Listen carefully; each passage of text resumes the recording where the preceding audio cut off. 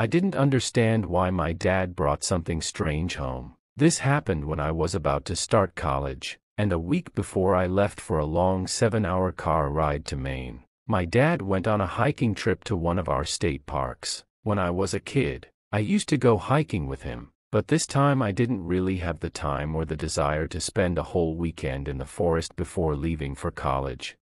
I remember the day he came back, on a Monday. He had a bad sunburn and a big smile on his face. Maybe he knew it would surprise my mom, or maybe it was because of what he brought with him. When we greeted him, he held out a plastic bag, and inside it, there were some small bones. My mom screamed and got really mad at him for bringing something potentially dangerous into the house. He winked at me as he tried to calm her down and asked me, "Do you know what this is, son?" I shook my head. I was studying physical therapy in college, and I think that's why he was so excited. He shook the bag at me, and I carefully took a corner of it between my fingers. It looked like what you'd expect from a bear's paw, but it wasn't complete. There were 3 small toes attached to what would have been the bottom of the paw. The bear wasn't very old, and the paw was smaller than my hand. It had a unique yellow color and looked rough with small dents all over it. It had a strange and unusual feeling about it, is the best way I can describe it. I asked him, "How do you know this is from a bear?" He explained that he learned on his own how to tell it was from a bear by looking at the sharp ends of the digits, which had claws. He also mentioned that the paw's density matched that of a heavy animal. My mom and I listened, but we weren't very sure about what he was saying. Ignoring our doubtful looks, he showed us some photos he had taken. He made sure to print them before coming home. He showed us the waterfall where he found the paw and the campsite he set up. After some more talking, he finished his story. Then, he shook a baggie at me, and I carefully held the corner of the bag. The paw inside looked like you'd expect, but it wasn't complete. There were 3 small digits attached to the base of the paw. The bear wasn't very old, and the paw was smaller than my hand. It had a unique yellow color and had many small dents on its surface. It gave off a strange vibe. We moved on, and he put the paw in his office, hiding it in his trunk until he could find a way to display it. My mom, dad, and brother tried to enjoy our last few days together before I left. There was a feeling of sadness in the air that hung over us with each passing day. But even so, that week with my family was the best week of my life. I wish I could go back to that week and stop my dad from going out in the first place. A week later, I left for Maine with a tearful goodbye from my family. I was excited because my whole future was ahead of me. Little did I know that everything would fall apart.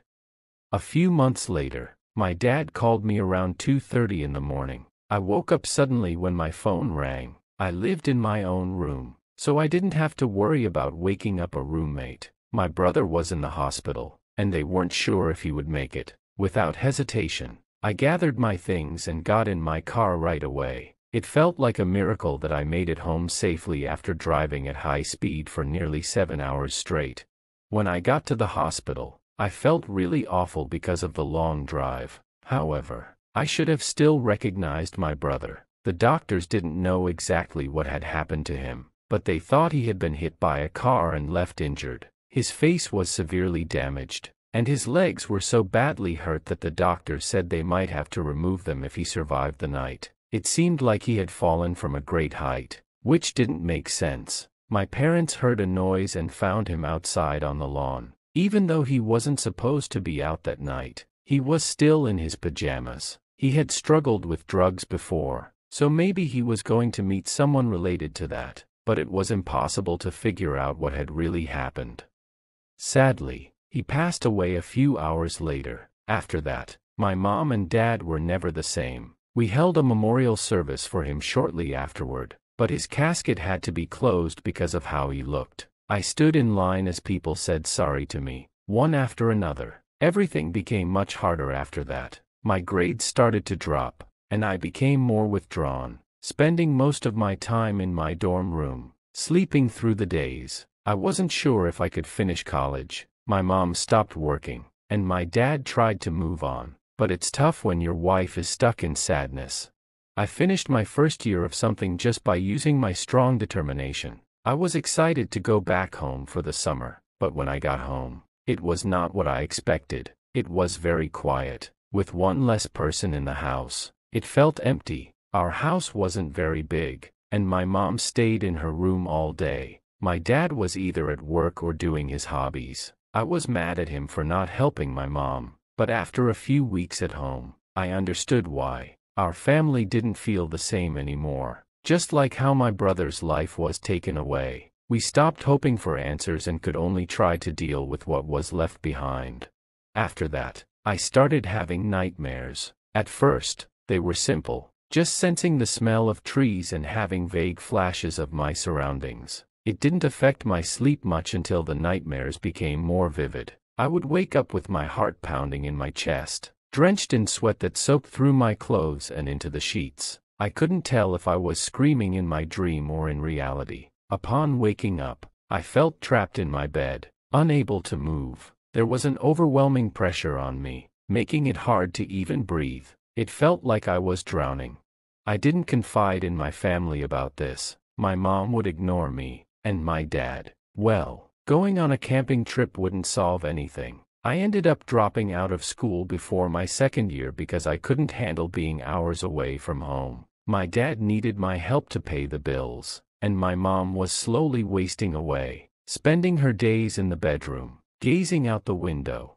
I tried to get my dad to call someone or do something, but he had his own problems. Most of the time, he would be away somewhere. He'd say he was camping, but every time I checked the garage, all our camping stuff was still there. I started thinking maybe he had another person in his life, or something like that. A kid shouldn't have to see their father like this. Things got even worse that summer. My mom disappeared. I called the police and told them she hardly ever left her room and didn't have any friends. The police didn't think much of the condition of our house. I was working 5 days a week, and on the days I was home, well, to put it simply, I didn't have the energy or desire to take care of my parents' house. It had been a year since I quit school, and I had grown used to not getting much care from my parents. The police questioned me to find out about Mom, and it was clear they didn't believe what I was saying. I was lucky to get 4 hours of sleep a night, and I could barely recognize myself. My face looked thin and hollow, and I felt and looked like a walking skeleton.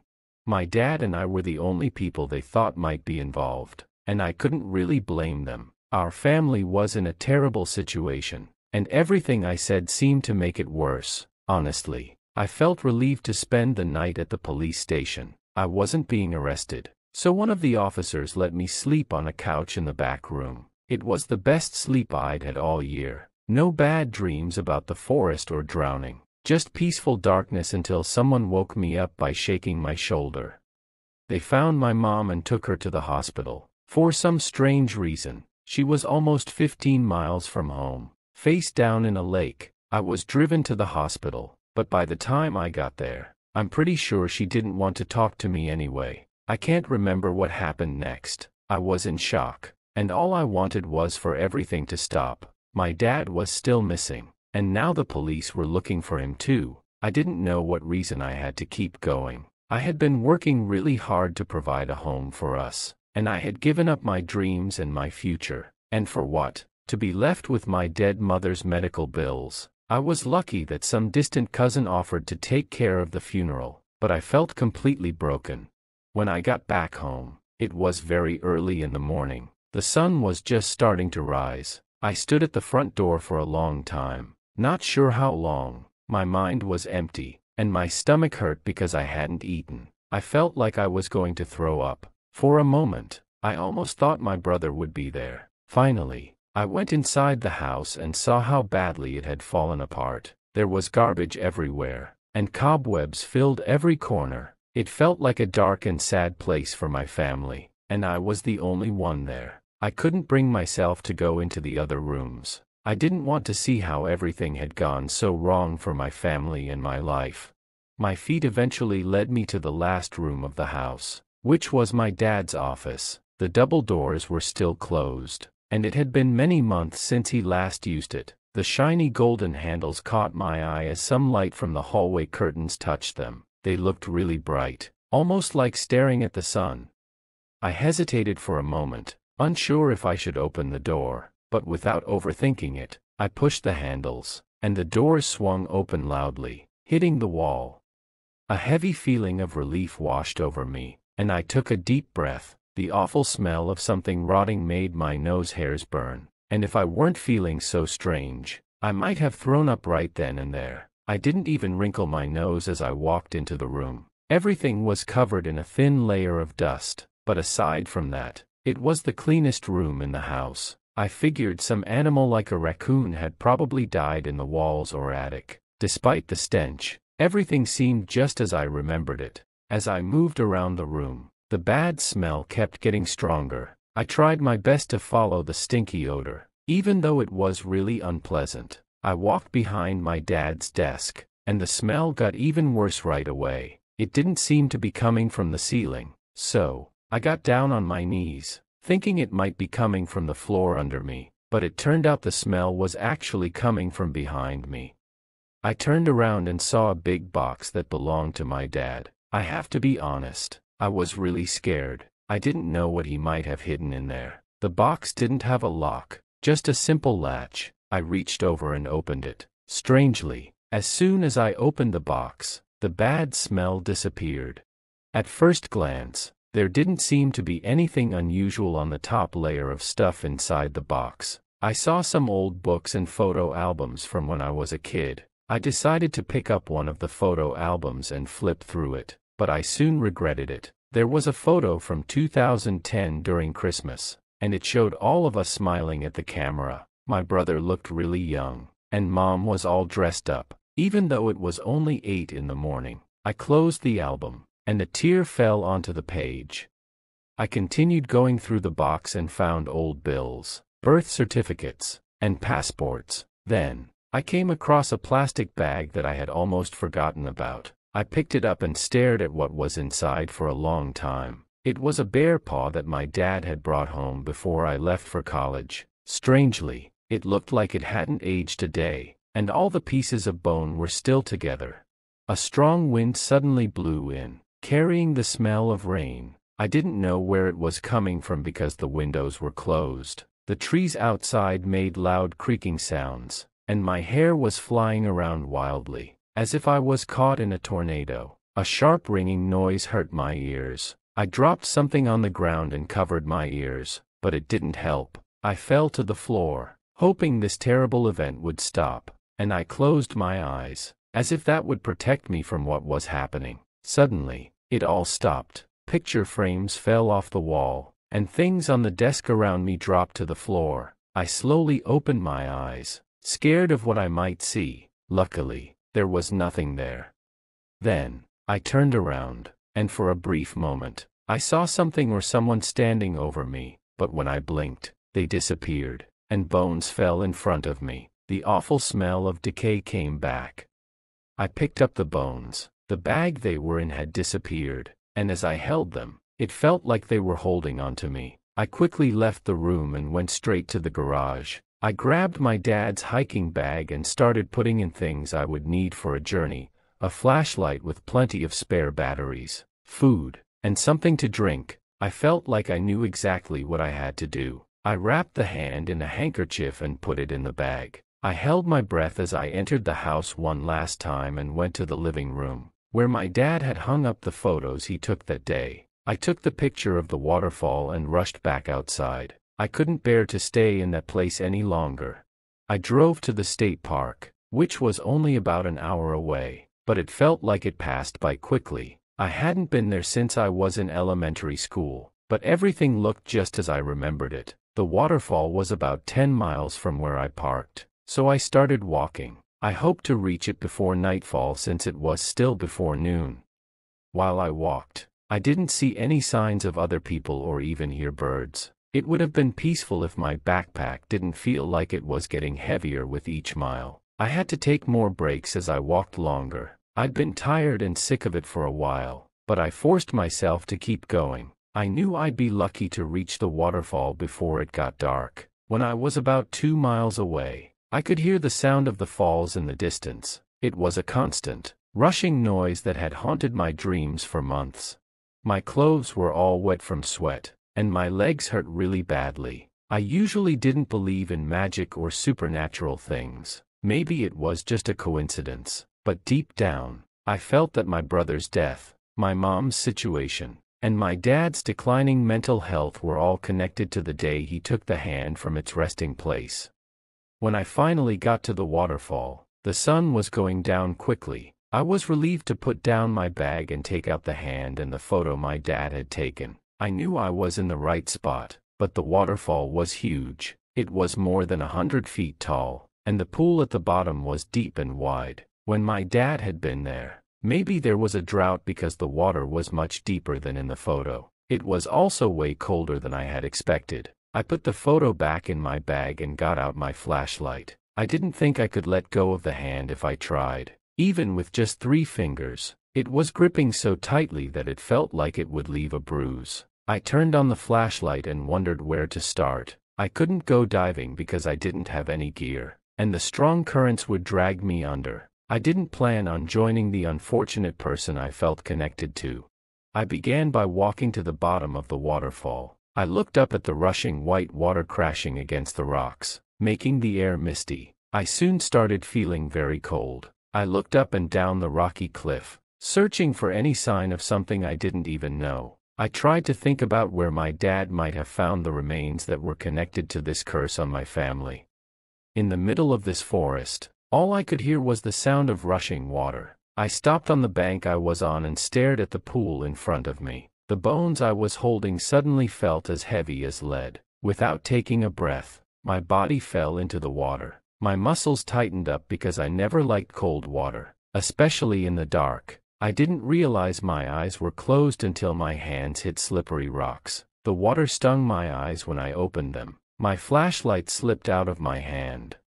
I pushed against the ground and stood up, but the water came up to my chest after I stopped flailing. The flashlight was shining on my feet. I took a deep breath, bent over, and grabbed the light. I almost swallowed water as I gasped. Even though the water blurred my vision, I knew exactly what I saw. Hidden from the sky above, I saw a hand, and it looked like it was reaching out for me. Buried under the dirt, covered in roots, plants, and growing algae, there was a skeleton of a young child reaching out for help. Only now, years later, did they finally grab my attention.